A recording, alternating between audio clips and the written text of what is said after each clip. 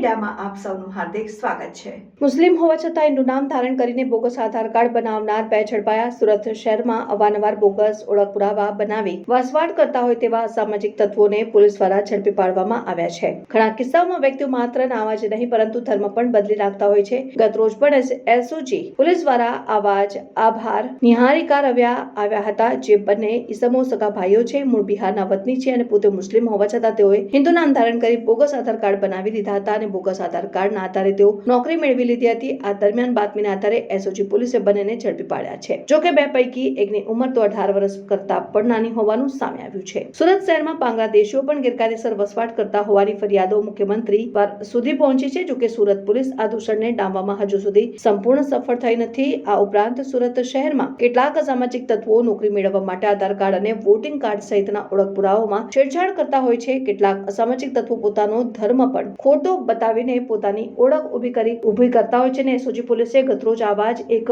17 વર્ષના કિશોર અને એક 28 વર્ષના યુવકને ઝડપી પાડ્યો છે। જેમાં પોલીસે ત્રીજો માર્ચ શિવ હેરિટેજ ભાઈદાસ મહેતાની શેરી મોહમ્મદ આફ્રિદી વાજિદભાઈને ઝડપી પાડ્યો હતો અને મોહમ્મદ આફ્રિદીએ પોતાનું બોગસ ઓળખ પ્રેમ ઉર્ફે પ્રદીપ મૌર્ય તરીકે ઊભી કરી બોગસ આધાર કાર્ડ બનાવ્યું હતું। આ ઉપરાંત તેમાં સગા ભાઈને પણ સુરતમાં બોલાવી તેનું પણ હિન્દુ તરીકે બોગસ ઓળખ ઊભી કરી બોગસ આધાર કાર્ડ બનાવી લીધું હતું અને બંને ભાઈઓએ નોકરી મેળવવા માટે પોતે મુસ્લિમ હોવા છતાં પણ હિન્દુ નામનું આધાર કાર્ડ બનાવ્યું। જો કે હાલ તો એસઓજી પોલીસે બંને સગા ભાઈઓને બોગસ દસ્તાવેજ બનાવવાનો ગુનો દાખલ કરીને કાયદેસરની કાર્યવાહી હાથ ધરી છે। Reporter Rajubhai Sukhadia, news 7 India, Surat.